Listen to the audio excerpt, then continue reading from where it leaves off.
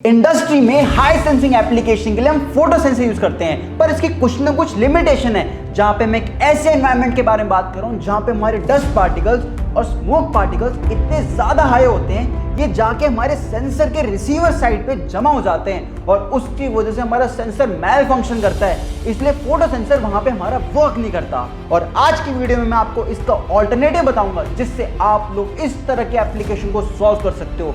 इसलिए आज की वीडियो में मैं आपको अल्ट्रासोनिक सेंसर के बारे में बताऊंगा और पूरा कंसेप्ट समझाऊंगा कि अल्ट्रासोनिक सेंसर एक्चुअल में वर्क कैसे करता है। देखो, अल्ट्रासोनिक सेंसर हमारा साउंड एको को ट्रांसमिट करता है और ये जाके हमारे ऑब्जेक्ट के पास जाते हैं और जैसे ऑब्जेक्ट से हमारे रिफ्लेक्ट बैक होते हैं तो अल्ट्रासोनिक सेंसर में एक पीजो इलेक्ट्रिक ट्रांसड्यूसर लगा होता है जो क्या करता है, इन साउंड सिग्नल को एक इलेक्ट्रिकल सिग्नल में कन्वर्ट करता है। पर अब जानने वाली बात यह है कि अल्ट्रासोनिक सेंसर फिर इससे डिस्टेंस कैसे कैलकुलेट करता है। देखो, फिर अल्ट्रासोनिक सेंसर फिर टाइम लैग को मेजर करता है, जिसका मतलब ये है कि किस इंस्टेंट पे अल्ट्रासोनिक सेंसर ने साउंड एको को ट्रांसमिट किया और फिर किस इंस्टेंट के बाद अल्ट्रासोनिक सेंसर ने उन वेव्स को रिसीव किया, और ये जो टाइम होता है इसको सबसे पहले कैलकुलेट करता है। फिर अगर मैं आपको एक फॉर्मूला बताऊं तो speed is equal to distance upon time होता है। यहां पे जो डिस्टेंस होता है आप देख सकते हैं हमारे दो बार ट्रेवल होता है, एक बार टारगेट के पास जाने में वेव्स को और एक बार टारगेट से रिफ्लेक्ट बैक होने में वेव्स को, इसलिए हमारा डिस्टेंस यहाँ पे 2d बन जाता है। और यहाँ पे जो हमारा टाइम होता है वो तो हमारा टाइम लैग हो गया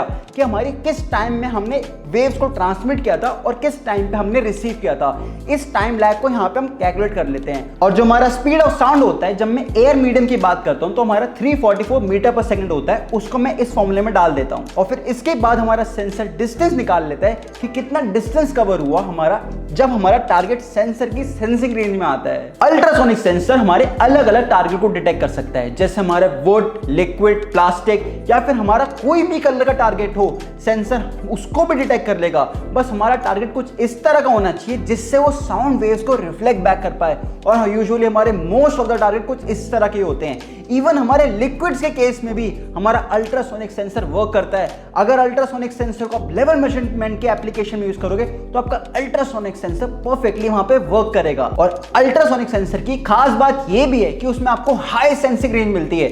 जैसे आज मैं जो सेंसर यूज करूंगा उसकी सेंसिंग रेंज है 8 मीटर, जो बहुत ज्यादा है जब हम एक इंडस्ट्रियल सेंसर के बारे में बात करते हैं। फोटो इलेक्ट्रिक सेंसर की रेंज आपको 5 मीटर या 1 मीटर मेजरली देखने को मिलेगी, बट जब हम हाई रेंज के एप्लीकेशन के बारे में बात करेंगे तो आपको अल्ट्रासोनिक सेंसर की रेंज 8 मीटर से लेकर 34 फीट के भी आपको इंडस्ट्रियल सेंसर देखने को मिल सकते हैं। आज हम टेलीमैकेनिक ब्रांड का अल्ट्रासोनिक सेंसर यूज करेंगे और मैं आपको ये बात बता देना चाहता हूँ कि जो हमारा टेलीमैकेनिक ब्रांड है ये स्नाइडर इलेक्ट्रिक के अंडर आता है। इस सेंसर का डायमीटर है 30 mm, इसलिए इसको M30 भी बोला जाता है और इस सेंसर की सेंसिंग रेंज है 8 मीटर। ये सेंसर हमारा प्लग इन टाइप का है, इसलिए आपको इस सेंसर के साथ एक प्लग इन केबल को यूज़ करना पड़ेगा और फिर आपको वायर करना पड़ेगा सेंसर को। ये सेंसर हमारा एक डिफ्यूज टाइप का अल्ट्रासोनिक सेंसर है। इसकी जो ऑपरेटिंग वोल्टेज है वो हमारी 10 से लेकर 24 वोल्ट DC है, जिसका मतलब ये 12 वोल्ट DC पे भी ऑपरेट करेगा और 24 वोल्ट DC पे भी ऑपरेट करेगा। और इस सेंसर की जो हमारी डिग्री ऑफ प्रोटेक्शन है वो हमारी IP67 है। अब इस सेंसर को हम यूज़ कर लेते हैं। इस सेंसर को यूज़ करने के लिए आपको पीछे एक प्लग इन केबल को लगाना पड़ेगा। प्लग इन सेंसर का फ़ायदा ये होता है कि जब इंडस्ट्री में रिप्लेसमेंट करनी होती है तो आपको कंप्लीट वायर नहीं चेंज करनी होती या वायरिंग दोबारा से नहीं करनी होती, आपको सिंपली सेंसर को प्लग इन प्ले करना है। और सेंसर के पीछे आपको 2 इंडिकेशन लाइट भी मिलेगी जिससे आप ये पता कर सकते हो कि सेंसर के सामने भी टारगेट प्रेजेंट है या नहीं है। इसमें एनालॉग के केस में हमारी इंटेंसिटी ऑफ द लाइट भी चेंज होती है, धीरे धीरे बढ़ती कम है जब टारगेट सेंसर की सेंसिंग रेंज में आगे पीछे जाता है या डिस्टेंस हमारा वेरी करता है सेंसर और टारगेट के बीच में। अभी मैंने सेंसर को 24 वोल्ट DC पावर सप्लाई दी हुई है और आप देख सकते हैं अब हमारा सेंसर ऑपरेटिंग कंडीशन में आ जाता है। अब जैसे मैं टारगेट को लेकर आता हूँ, सेंसर के पीछे इंडिकेशन लाइट को देख सकते हो वो कैसे वेरी कर रही है जब टारगेट प्रेजेंट है या फिर नहीं है। अब इस सेंसर की सेंसिंग रेंज के बारे में बात करते हैं। इस सेंसर की सेंसिंग रेंज तो लिखी हुई है 8 मीटर, पर जो इसकी जो एक्चुअल सेंसिंग रेंज है वो इसकी रेंज होती है 300 mm से लेकर 8 मीटर तक। इसके बीच में जो सेंसिंग रेंज आपको मिलेगी, आप ये देख सकते हैं जो 300 mm का डिस्टेंस है ये एक्चुअल में सेंसर की ब्लाइंड रेंज होती है। ब्लाइंड रेंज का मतलब ये होता है कि अगर यहाँ पे कोई भी टारगेट सेंसर के सामने से आएगा तो सेंसर उसको डिटेक्ट ही नहीं करेगा। सेंसर का कुछ प्रिंसिपल बनाए इस तरह से कि इसकी सेंसर की ब्लाइंड रेंज आती ही है।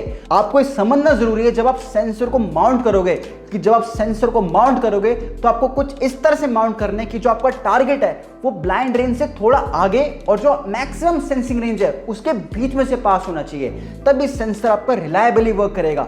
इसलिए इसकी जो एक्चुअल सेंसिंग रेंज बनती है वो आप पढ़ोगे जब तो आपको देखने को मिलेगा, तो आपकी बनेगी 300 mm से लेकर 8 मीटर तक इस सेंसर की सेंसिंग रेंज है। और ये सेंसर जब एको ट्रांसमिट करता है तो हमारे पॉइंट टू पॉइंट नहीं होती। कहने का मतलब ये कोई हमारी पर्टिकुलर रे में हमारी ट्रांसमिट नहीं होती वेव और रे में हमारी कोई वापस नहीं होती, वो हमारे एक बीम की तरह ट्रांसमिट होती है, जिसकी वजह से आप देख सकते हो एक लार्जर एरिया कवर करता है। जब हमारा अल्ट्रासोनिक सेंसर किसी टारगेट को डिटेक्ट करता है वो आपका डिपेंड करता है कि आपका टाइप ऑफ मटेरियल क्या है और उसका सरफेस किस तरह का है। उसके बेसिस पे हमारी कुछ बीम फॉर्मेशन जो हमारा एको हमारा ट्रांसमिट करता है अल्ट्रासोनिक सेंसर वो हमारा वेरी करता है। बस आपको इतना समझना है कि हमारी पॉइंट टू पॉइंट ट्रांसमिशन नहीं होती जैसा हम सोचते हैं कि हमारे जब हमारा TX से हमारी लाइट गई और हमारा RX उसको रिसीव करता है, पर साउंड वेव्स के केस में हमारा ट्रांसमिशन थोड़ा सा डिफरेंट होता है। और आजकल के सेंसर में आपको टीच बटन भी देखने को मिलेगा, जिसमें क्या होता है आपको अगर सेंसिंग रेंज सेट करनी है तो उसमें कोई पोर्ट नहीं है मैक्सिमम और मिनिमम रेंज को सेट करने के लिए। उसमें आपको सिंपल एक बटन को होल्ड करना है और फिर आप टारगेट को आगे सेट करोगे, फिर आप उसके बेसिस पे आप सेंसिंग रेंज को एडजस्ट कर सकते हो। इसकी पूरी डिटेल्स की लिंक मैंने डिस्क्रिप्शन में दी हुई है, जहां पे आप इसका टीच बटन को स्टडी कर सकते हो कि आपको इसको कैसे यूज करना है अपने सेंसर को सेट करने के लिए। और इस सेंसर की आउटपुट हमारे अलग अलग टाइप्स की होती है, जैसे हमारा डिजिटल टाइप का आउटपुट हो गया या फिर हमारे एनालॉग टाइप का आउटपुट हो गया। और ये चीज हमारी वेरी करती है डिपेंडिंग ऑन हम कौन सा मॉडल अल्ट्रासोनिक सेंसर में सिलेक्ट करेंगे। जैसे अगर हम एक डिजिटल आउटपुट टाइप का मॉडल सिलेक्ट करेंगे तो होगा क्या, जैसे कोई भी टारगेट सेंसर की सेंसिंग रेंज में आएगा सेंसर हमें एक डिजिटल आउटपुट दे देगा जो हमारा वोल्टेज की टर्म्स में होगा।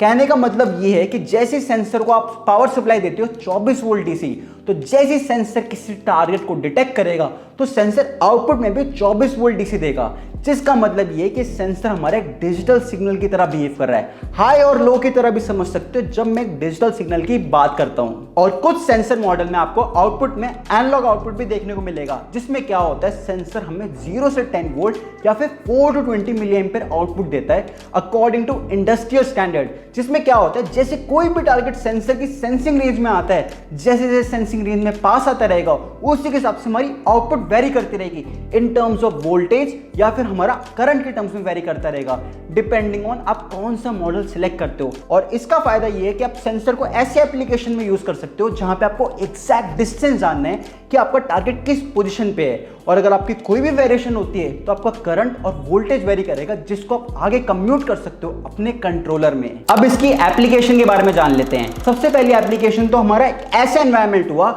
जहां पे हमारा डस्ट पार्टिकल्स या फिर स्मोक पार्टिकल्स इतने ज्यादा हैं कि हमारे फोटो इलेक्ट्रिक सेंसर वर्क नहीं करते। फॉर एग्जांपल अगर मैं एक सीमेंट पैकेजिंग की मशीन में लेता हूं या फिर मैं एक ब्रिक मेकिंग मशीन के बारे में बात करता हूं तो वहां पे हमारे फोटो इलेक्ट्रिक सेंसर हमारे वर्क ही नहीं करेंगे।